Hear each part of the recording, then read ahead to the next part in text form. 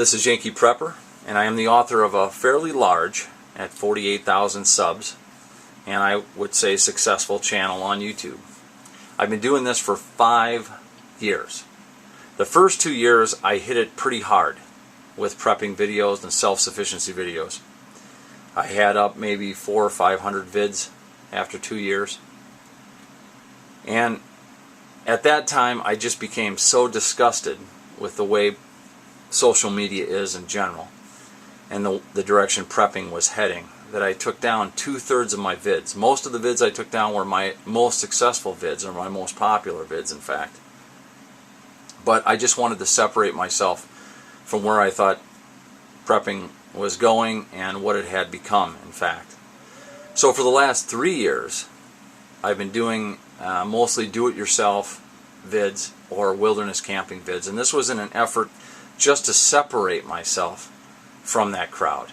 And I wanted to do things that I knew they couldn't do, that they couldn't, fake and pretend with. So that's what I've pretty much concentrated on. And I really stopped putting up regular content. I put up a vid every couple weeks, maybe once a week. And sometimes I even take a break for a month because I just did not want to be part of what this all became.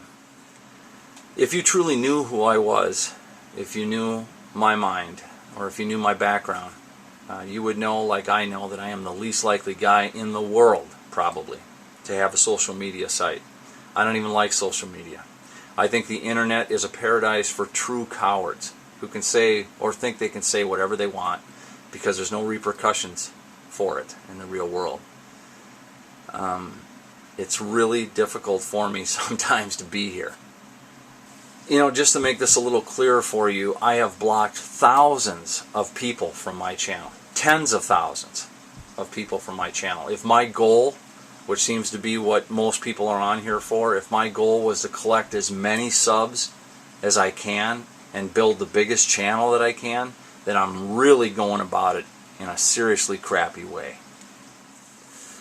I think the biggest issue that I have with my channel is that there is a huge misunderstanding of why I'm here and why I even maintain this channel. And that's what I'm trying to explain, I guess, a little bit with this video. A lot of channel authors are motivated by money.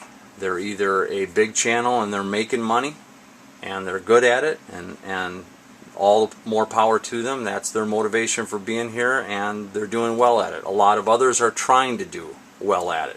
They're not very good at it, but they're trying to do well at it, but at the same time their motivation is money. That has never been my motivation here. I am not trying to make a living off of YouTube. The money I get from YouTube is not a motivating factor and has never been so. A lot of people are on YouTube because they are lonely. A lot of people are on social media because they are lonely.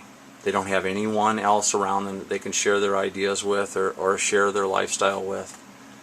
We live in a world and a culture that has probably the most numerous ways to communicate with each other, but this has really led to the loneliest, statistically, the loneliest culture the world has ever known. I am not lonely. I mean, look at my channel. If you see what I do, I don't have a problem socially. I don't have a problem meeting people. A lot of people want to be with me because they just want to hang out with me because of what I do. So loneliness is not a motivator for me. Money and loneliness are not a factor of why I maintain this channel. To really understand my motivations for being here, you have to first understand my worldview, how I approach the world, what dictates my decisions or guides my decisions, and why I do the things I do, why I do the things I do on my channel. You have to understand that my worldview is a biblical worldview. I follow Jesus Christ, and Jesus Christ will have a huge impact on a person once you start following him.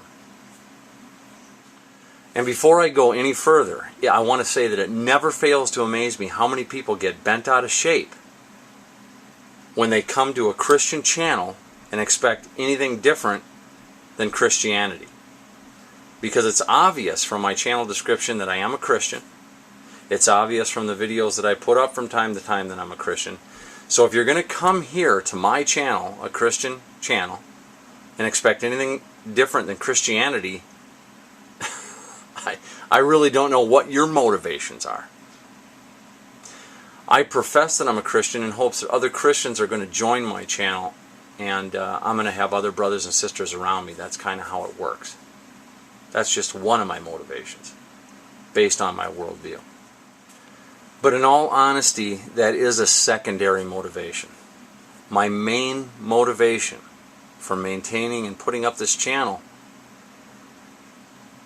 is that it's in an effort to serve. And if you don't understand the biblical worldview, you're never going to understand that motivation. And I know that motivation is lame. It's weak compared to what other Christians are doing out there and serving, especially going to some of the hostile countries they're going to. It almost embarrasses me to say this, but the main motivation for me putting up this channel is truly in an effort to serve. God has been so good to me. He has blessed me with a lot of talent. He's given me so much. And I want to try in my own way, whatever way I can, to try to serve Him by returning this information or putting this information out there for other people to benefit from. That is my main motivation for maintaining this channel. As weak as that is, and sometimes as horrible as my delivery is, believe it or not, that is the main motivation.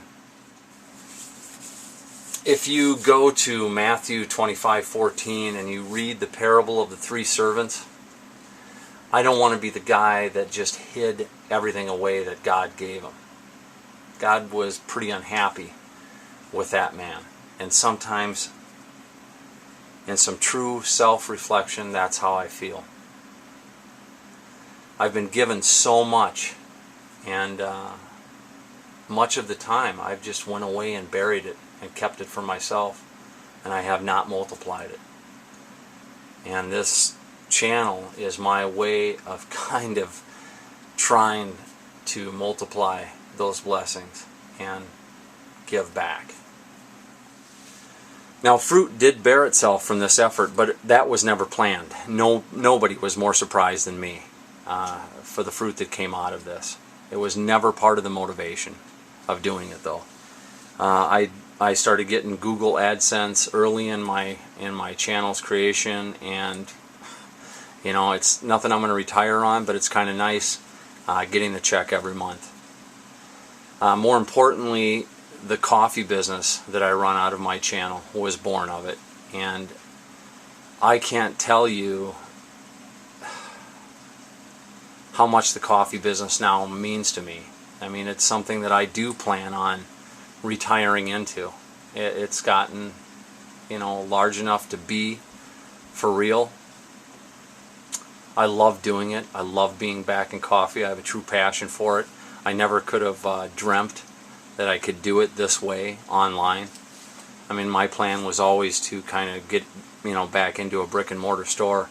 But I'm very happy with this. I pick up new customers every day, and I'm very grateful for that. And to be honest with you, again, using my worldview, I believe that God blessed me with that because I honored Him in my channel. That's how I look at it. And the glory goes to Him over it, because I never planned it. This isn't some big blueprint that I had in my mind from the beginning. It just kind of happened, and I believe it is a blessing for honoring God over this. Now you know me a little better. You're going to be able to understand me a little better, and that's important to me if I'm going to go on from here. You're going to understand my worldview better. You're going to understand where my worldview comes from. And with that, I'm going to leave 5 differences between you and I. And the reason why I say 5 differences between you and I, because I want this to be personal on me. It's not that I'm better than you. It just might be 5 differences between you and I. And that's the way it is. Now, if you find that you have these things in common with me, all the better. Number 1 on the list is, I don't care what you do for a living. It's probably one of the most common questions people ask each other, Because for the most part, in this lost world, people have their whole identity put into what they do for a living. I never ask a guy what he does for a living. I don't even care. What I want to know is, what do you love to do? What do you love to do? Not what you do for a living. Now some guys, and I'll even say myself right now, I'm doing what I love to do. But it's still not everything that I am. I want to know what you love to do. That's way more important to me, and it's going to tell me more about the person than anything else. Number 2 on the 5 differences between you and I don't care what the payment is on your house or your vehicle. I don't care how much you pay the bank every month to drive that vehicle or live in that house. I'd rather know, can your vehicle haul your whole family and all the stuff you need to go camping with? Or do you know how to work on your vehicle? That's more important to me. There was a time when I was trapped in that, and that was important to me. Most people are. They're paying huge payments on their vehicles, they're paying huge payments on their houses because they're trying to impress people they don't even care about. It's all play and pretend. And I'm just not into that anymore. My worldview has kind of changed that. I don't care about that anymore. I don't make any payments on my vehicles, and I will not make payments on vehicles. The house that I purchased is not the most expensive house that I can afford. It is an investment to me. And when I bought it in the mindset that it's not the most expensive house in my neighborhood either. I bought it so I could easily resell it. And as I stand right now, I'm one house sale away from retiring. Number 3, I don't care how much money you make. That'll have no effect either way on our relationship. Whether you make $1 million a year or whether you make $30,000 a year, it will have no effect on our relationship or the respect that I give you. I know I have met, and I still know, guys that make a lot of money, and I don't have as much respect for them as guys that I know that make $30,000 a year.